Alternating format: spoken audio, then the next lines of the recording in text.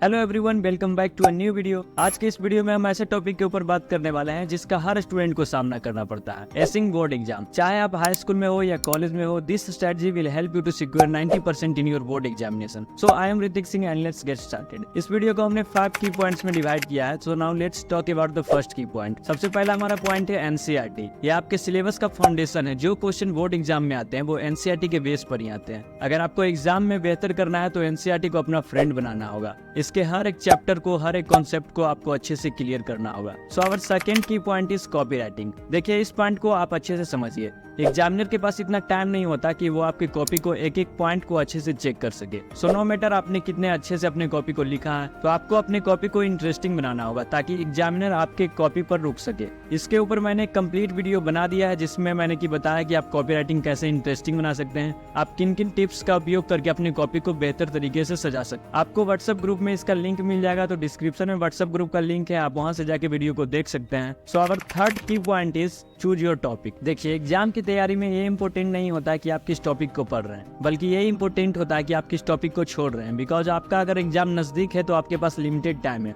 और इस टाइम में आप सारे टॉपिक को कवर नहीं कर सकते हैं। तो सबसे पहले आपको अपने टॉपिक को सिलेक्ट करना पड़ेगा कि आपके अनुसार आपके लिए कौन सा टॉपिक इजी है और कौन सा टॉपिक आपका हार्ड है। आप अपने टॉपिक को सिलेक्ट कर लीजिए, उस हिसाब से अपना तैयारी कीजिए। इसके ऊपर मैंने एक कंप्लीट पीडीएफ बना दिया है जिसमें कि मैंने दिखाया कि कौन कौन सा टॉपिक इजी है और किसका वेटेज एग्जाम वाइज ज्यादा है, मतलब कि कौन से टॉपिक से ज्यादा क्वेश्चन आते हैं बोर्ड एग्जाम में और वो टॉपिक कितना ईजी है। तो आपको अपने सिलेबस का 90% जो पोर्शन है उसको कवर करना चाहिए, बाकी 10% पोर्शन को आप छोड़ सकते हैं। क्योंकि जो आजकल बोर्ड एग्जाम में आ रहे हैं, 10th और 12th बोर्ड एग्जाम में जो क्वेश्चन आ रहे हैं उसमें मल्टीपल क्वेश्चन आते हैं जिसमें से आपको कुछ सिलेक्टिव क्वेश्चन को करना रहता है। तो आप अपने अनुसार अपने टॉपिक को सिलेक्ट कर सकते हैं।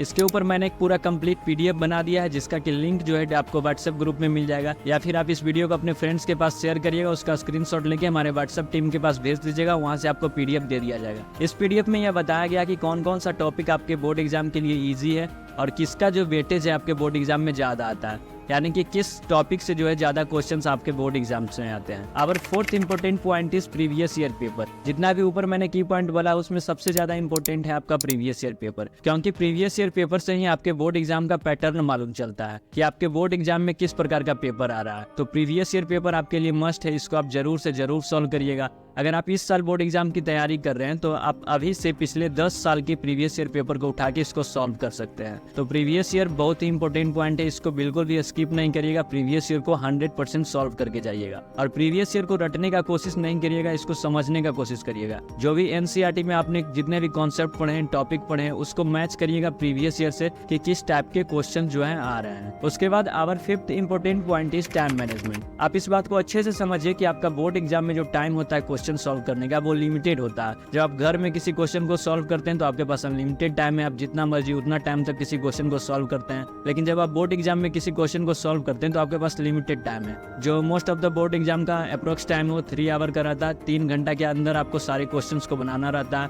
तो टाइम मैनेजमेंट आप कैसे कर सकते हैं? जब आप प्रीवियस ईयर क्वेश्चन को सॉल्व करें तब आपको क्या करना है कि आप एक टाइमर लगा दीजिए जो कि आपके बोर्ड एग्जाम का टाइम है। उस टाइमर के अंदर ही आपको सारे क्वेश्चन को सॉल्व करना है। अप्रोक्स आपको 10 दिन तक इस सबको प्रैक्टिस करना है। जो प्रीवियस ईयर पेपर लेना है उसमें टाइमर लगा देना है, उसके बाद उसको सॉल्व करना है।